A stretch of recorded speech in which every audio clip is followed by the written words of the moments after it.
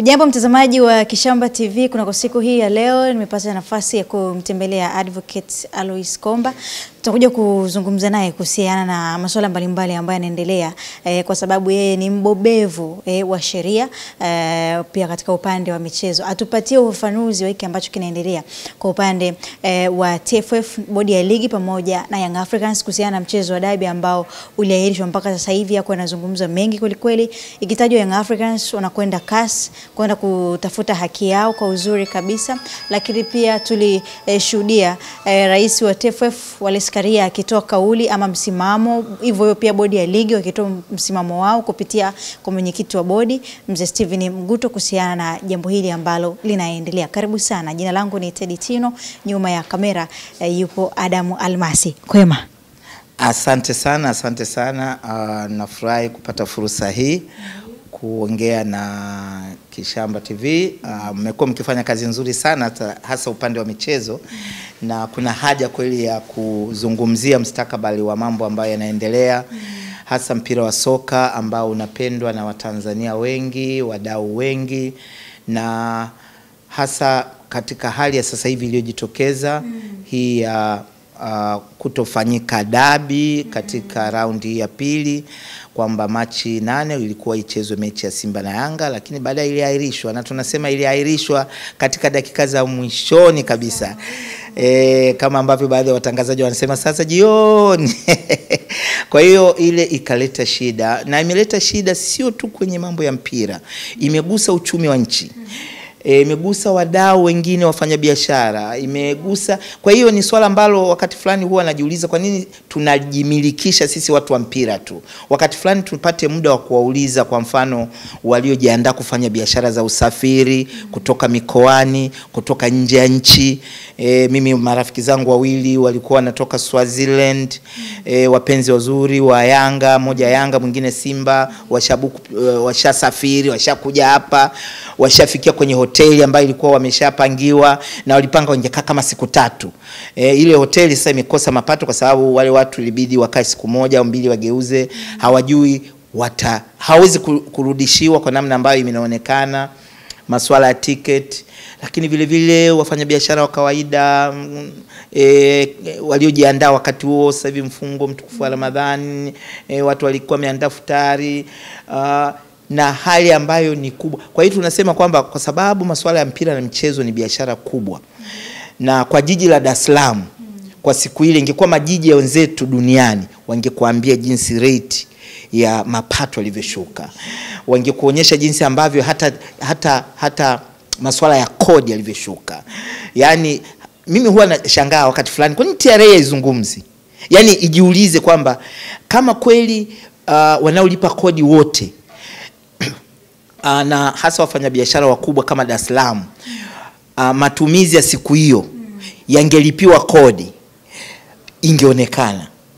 Na kwa kuwa jiji la Dar es Salaam ndio linaongoza kwa mapato ya kodi katika nchi hii, ingeonekana. Kwa hiyo nasema athari yake inakuwa kubwa sana, na kilichotokea hakikupaswa kiwe hivi, lakini maamuzi ya wanaoendesha mpira, na hawa wanaoendesha mpira ni shirikisho la mpira Tanzania na ile bodi ya ligi ambayo yenyewe inasema ilipoangalia kanuni zake iliahirisha mpira. Hatujui chanzo kilikuwa ni nini. Sawa, kulikuwa na mambo tunayapata kupitia vyombo vya habari, matamko ya moja ya timu kabla yakisema atapeleka uwanjani, wamekosa fursa ambayo ni ya kikanuni ya wao kutumia uwanja siku moja kabla, na wameletewa vurugu, na hali ambayo tunasema sio ya kuhairisha mechi, kwa sababu kanuni zingesimamiwa, malalamiko yangefuata baada ya mchezo. Ile kamati wanayosema ya masaa 72 ingefanya kazi, ndio kamati ya postmortem. Katika eneo hilo ni kama watu wengi wanachanganya kanuni na taratibu. Unaweza kutufafanulia hapo kanuni na taratibu zinafanyaje kazi? Sawa. Kwenye masuala yetu ya sheria tunasema kuna kuwa na sheria, kanuni, taratibu, mazoea. Mwongozo, taratibu mpaka mazoea. Taratibu. Sasa tunasema kwanza lazima sheria au kanuni zifungue hayo yote na zisiyumbe nje ya hiyo kanuni. Kama kanuni inasema kwamba mchezo utachezwa kwa dakika 90 kwa mujibu wa sheria za mpira, sheria 17 za mpira. Mechi kwa kawaida imepangwa kuanza saa 11 kamili. Kanuni ndio inasema. Lakini kutokana saa 10, kutokana na saa 10 ndio mechi inatakiwa ichezwe. Lakini kutokana na mazoea, taratibu, ni mfungo wa Ramadhani, kukaa na mabadiliko, itapelekwa 11, si ndio? Au 12, ni kawaida. Lakini ile kanuni kwamba mechi itachezwa dakika 90 pale pale na uwanja ni ule ule. Unaona? Sasa tunasema mara nyingi kanuni ndio zinazojenga taratibu, ndio zinazotoa mwongozo, na zile taratibu sasa zinaenda kwa watendaji. Kwa sababu kanuni likaa hivi, lakini inatekelezwa vipi? Inatekelezwa na afisa huyu, afisa huyu, afisa huyu. Waamuzi, wasimamizi, makamisa wanaendelea kwenda. Wanapofika uwanjani, mpira unaanza sasa, ni muamuzi na wasimamizi ule mchezo, zile kanuni zingine zinafuata. Kwa hiyo katika hili tunasema kanuni kwanza ndio iwe priority, ndio iwe paramount, ndio iongoze, alafu mengine yafuate. Na kanuni ndio ambayo mchezo ambao ulikuwa umeshapangwa, ni kanuni hiyo inatamka mchezo unafanyika au usifanyike. Ni kanuni hiyo imesema kama mchezo haufanyiki ni kwa mujibu wa kanuni fulani, na mazingira yawe hivi na hivi na hivi. Kwa hiyo kanuni ya 67 hiyo inayozungumzwa sana inaeleza kwamba mchezo lazima ufanyike au utafanyika kama kuna mazingira haya. Kuna hali isiyozuilika ambayo pengine sisi wana sheria tunasema pengine natokana na matakwa ya Mwenyezi Mungu, tetemeko la ardhi, mvua kubwa, pepo, haitafanyika. Kwa hiyo kuna mazingira yamewekwa pale.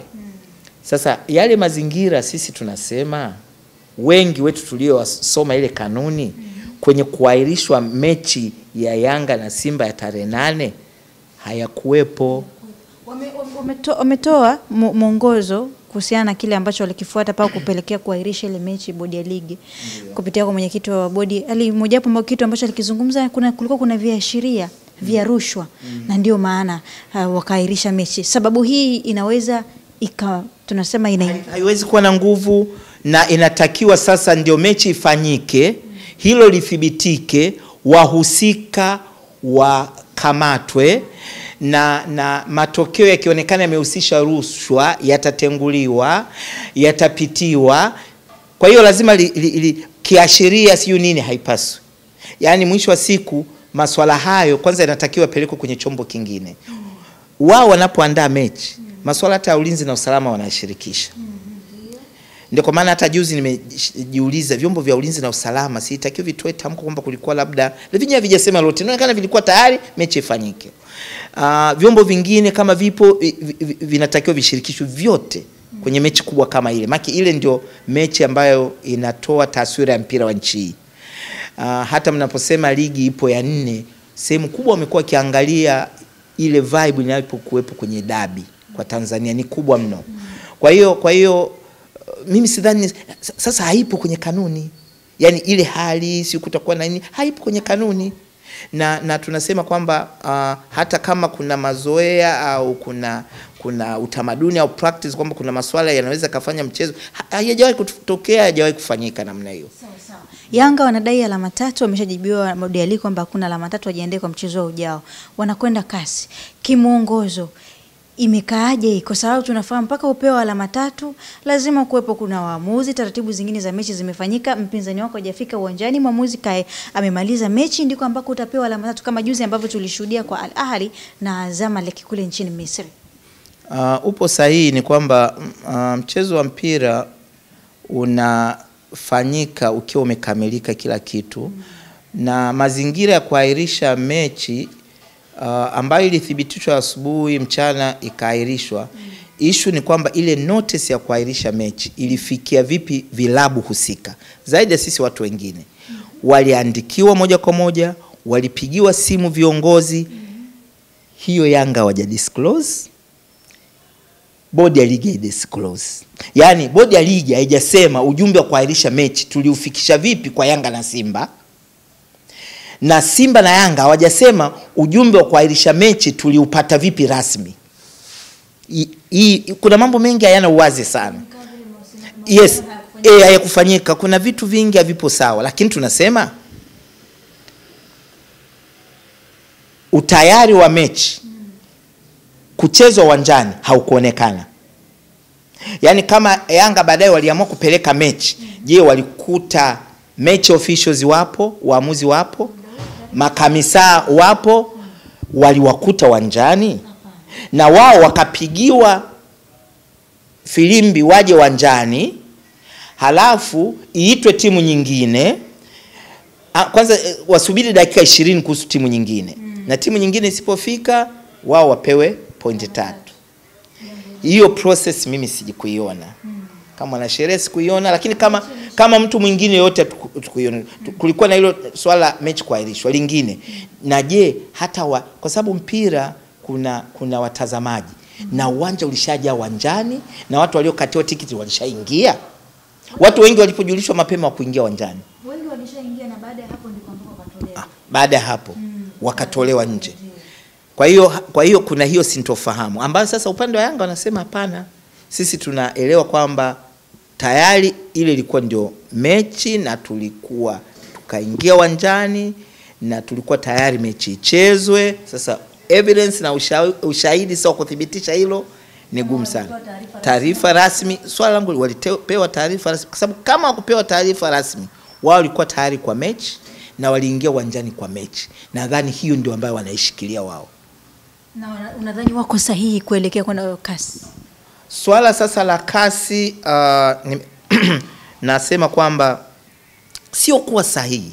Wana haki ya kwenda kasi. Sio kuwa sahihi. Kuwa sahihi taamuliwa na kasi. Kama walikuwa sahihi au hawakuwa sahihi. Makili ni kama mahakama. Yaani mimi naweza nikasema hii haki yangu hapa nimevunjiwa. Nipo kwenye level fulani ya mfumo wetu, kwa mfano wa kimahakama, labda nilikuwa mahakama ya mwanzo, nasema hapana, naenda mahakama ya wilaya. Watu wengine wanakuambia bwana, hii hata ukienda mahakama ya wilaya hamna kitu. Lakini mimi haki ninayo, ngoja niende. Naenda juu. Anatoka pale anashindwa, anaweza kaendelea, lakini ile haki anayo. Swala tunachojiuliza kwamba hiyo haki mtu anaweza kaizuia? Huwezi ukazuiwa, kwa sababu kama kweli ndani ya FIFA wameweka chombo kama hicho, na mdau yoyote anaweza kwenda, anaruhusiwa kutoka kwenye chama fulani cha nchi. Issue ni kwamba ukiangalia ndani ya kasi kuna procedure zao. Moja ya procedure, wanakuambia usiende kasi bila kutumia vyombo vya ndani, kuvimaliza vyombo vyote vya ndani ya shirikisho unalotoka. Kwamba kwa mfano hii ni bodi ya ligi, labda kuna chombo cha rufaa, ungeenda umeona uridhiki ndio uende kasi. Kwa hiyo lazima umalize vya ndani. Yes, upate nafuu za ndani. Wanasheria wanapenda kusema hasa kwenye masuala ya utawala administrative justice huko, lazima you must exhaust all local remedies of the matter. Kwamba umeexhaust ndio uende nje. Sasa swali ni kwamba, na pengine Yanga wameangalia, je, kwenye swala la mgogoro wa aina hii, mtu akishindana na bodi ya ligi, kuna chombo cha ndani kimewekwa? Kipo? Chombo cha ndani kipo? Kwa sababu mimi kwa uzoefu wangu, na kwa sababu nimewahi kuwepo pale TFF, kuongoza moja ya vyombo vilivyo pale, kamati zilizo pale, kwenye masuala ya uchaguzi kuna kamati ya uchaguzi, alafu kuna kamati ya rufaa, kwenye mambo ya maadili kuna mpaka kamati ya maadili na vyombo vingine. Lakini nimeangalia vizuri kanuni za ligi na ile bodi ya ligi, kama unaweza ukaichallenge namna gani, yani unaweza ukaipinga vipi, sijaona. Yani nimeona ile bodi ni kama yenyewe wanasheria wanasema final and conclusive, yani yenyewe ndio mwisho na hamna kwenda mahali pengine. Tukiamua tumeamua, fuata. Kama ambavyo sasa hivi wameamua tumeahirisha mechi, subiri tarehe nyingine. Uweze kukata rufaa. Sasa nadhani yawezekana kama Yanga wameenda kasi moja kwa moja bila tena kwenda kwenye chombo kingine ndani ya wao, wametosheka na bodi ya ligi haijawapa maamuzi yanayofurahisha, wakachungulia wakaona hakuna nafasi ya rufaa, wakaamua kwenda moja kwa moja kasi. Kama ambavyo tunasema mpaka leo hata shirikisho nalo halijatimiza mambo yote ambayo FIFA inataka. Kwa mfano ndani ya shirikisho tunaambiwa nako tunatakiwa tuwe na chombo kinachofanana na kasi. Kuwe na kachombo kama mahakama ndani ya shirikisho. Bado haijaundwa hiyo. Kamati ya sheria ile na haki la dini ile ni kitu kingine. Si kamati nyingine haki nyingine. Yaani kuwe na chombo kinafanya kinajitegemea, alafu kinafanya mambo kama kimahakama, kama kinasuluhisha, lakini kama ikisuluhishi nacho kinaamua. Yaani hata pale unaposema hatutaki mpira uende mahakamani, nyinyi mna mahakama yenu. Si utaki mpira uende mahakamani, kunatakiwa kuwa na chombo kingine mle. Tena normally mkikitengeneza mnaweka watu majaji ambao wana uzoefu na nani, watu wa namna hii. Bado hakipo. Sababu hakipo sijajua mpaka leo, au labda kuna mabadiliko ya mfumo sasa hivi hahitajiki. Sasa kama hakipo, mtu ataenda FIFA. Akienda FIFA ndio anaambiwa huku kuna chombo cha football disputes resolution au kinachohusika na masuala ya migogoro ya mpira ambacho kinaitwa CAS. Sasa ndio ambacho Yanga wamefanya. Mwenyekiti wa bodi ya ligi mzee wangu Mguto au my brother Mguto amesema ameshangaa wao kwa nini wameenda kasi na ni kichekesho wao kwenda kasi. Lakini mimi nasema kwamba wangeweza kumaliza hilo swala hapa kwa njia zingine, lakini mimi ninachosema wao wameona, yani kwanza wamepokelewa. Kwa sababu kama milango imefunguliwa kasi, kesi yao ipo pale. Tunachosubiri taratibu ziendelee, zisikilizwe, ngawa of course bado Yanga hawajatoa taarifa rasmi kwamba kesi yao ipo kasi. Kama ambavyo hawajatoa tena taarifa rasmi wamejibiwa na bodi ya ligi. Na bodi ya ligi walisema wameshawajibu. Ila sasa sisi tunaanza kuamini kwa 70 mpaka 80 tamko la wenye viti wa matawi na viongozi wa matawi wa kanda ya Dar es Salaam na Pwani waliokutana Dar es Salaam jana walivyozungumza na yule mratibu wa matawi Mr. Mgonja alivyothibitisha Yanga imeenda kasi na tutacheza mechi ya dabi mpaka uamuzi wa kasi ufanyiwe kazi. Kwa hiyo tunaamini wameenda kasi. Ingawa mimi nimekuwa nikiwa na mitazamo yangu baada ya kuangalia mambo ya FIFA, kesi za kasi nyingi zilizo kule, jinsi ambavyo kesi nyingi hazihusiani na league, yani hazihusiani na mtu kutaka pewe point fulani, inataka zaidi mpira wenyewe umechezwa. Kwa sababu hata FIFA inasema msemo wao is for the good of the game, mpira uchezwe, mgogoro ukifuata ndio waamue. Lakini Yanga wanasema kwanza hawajacheza mechi alafu hawajapata hiyo haki. Lakini mimi naamini Yanga ina wanasheria wakubwa, wazoefu, taasisi ile ni kubwa, lakini vile vile hata huko FIFA wamepata miongozo. Sasa hivi unaweza kaomba miongozo kutoka FIFA, kutoka kasi wakakuletea. Alafu baadaye mkaamua huku sasa labda hatudai point, ila sasa tunajikita kwenye hii kuna haki tumevunjiwa. Kwa sababu hatujui hata kasi hoja gani waipeleka kisheria. Si hii ambayo pengine walipeleka kwenye ligi, kwenye bodi ya ligi. Tumeusikia msimamo wa bodi ya ligi, tumemsikia pia Rais Wallace Karia. Katika mazungumzo yao wote wanavyozungumza yaonekana busara zilizokuwa zikitumika ndio chanzo cha kila kitu. Sasa jambo hili unadhani wewe kwa namna ambavyo umekaa kwenye mpira kwa muda mrefu na ujua, lakini pia ukijumlisha na sheria, tunaweza kulimaliza vipi? Tutalimaliza kama tutafuata sasa kanuni, sheria na taratibu bila kuyumba, bila kujali unaamua dhidi ya Yanga au unaamua dhidi ya Simba. Ndio hivyo hapo ndio tutakaposema soka letu limekuwa. Yaani hii tunasema mafanikio la soka sasa hivi, uongozi uliopo wa Wallace Karia umefanya mabadiliko makubwa, kitu ambacho hata mimi na support. Tumebadilika kwenye administration sasa. Yaani kwenye soka ile uwanjani, yes. Administration tunasimamia vipi? Yaani mpira bado unaendelea wa Yanga na Simba. Yaani akikosea Tabora, akikosea sijui JKT, sijui nani, direct. Yaani direct kwamba uamuzi ni huu, una wachezaji wa kutocheza mpira, cheza mpira. Akikosea Azam nani ni Yanga, hapo bwana tukiamua hivi rule linasema kama hapa kata point shusha daraja. Sasa ni Yanga ni Yanga hii au hii ni Simba. Mpaka mwenyekiti kabisa wa bodi ya ligi anasema tulikuwa tunahofia kwamba ingeshushwa simu daraja. That is no, ile haikuwa proper na haipo sawa, na ndio sasa inatutia mashaka kwamba kwa nini Simba na Yanga sasa zinakuwa above the administration of football. FIFA wanaifahamu TFF. Yaani FIFA kule wana communicate na TFF, mwanachama wake. Na wakati mwingine wanaweza kumwambia TFF, mwambie Simba kafanya hivi na hivi. Mwambie Simba mechi ijayo hata ingiza watazamaji. Mwambie Yanga hivi na hivi, lakini kupitia shirikisho. Ingawa na yeye anaweza akamkopi yule Yanga lakini shirikisho ndio kila kitu. Shirikisho ndio mwenye mpira, ndio na nguvu. Umeona? Sasa asiyumbe inapokunya hizo klabu. Kweli hata mashirikisho ya Ulaya, Spain, Ujerumani wapi, zipo timu tajiri. Yaani unaenda Ujerumani kweli Bayern Munich pale, the Bavarian wana kila kitu, wakubwa sana, si ndio? Unaenda Ufaransa sasa hivi PSG na amepata matajiri wa Kiarabu wakubwa sana.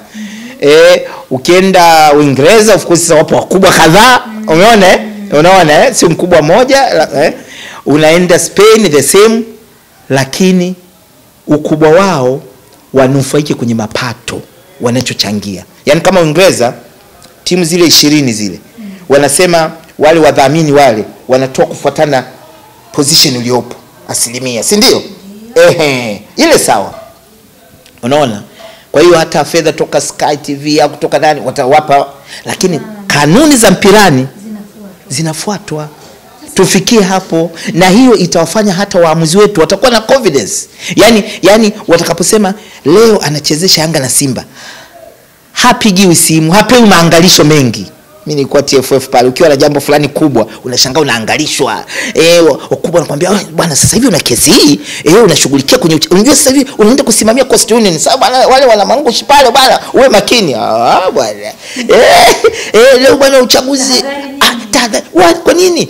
Wakati kuna nyingine hamna tahadhari. Sawa na timu zile zinakwambia zinapopanga kukutana hata wachezaji wanaambia bwana hii sasa mechi.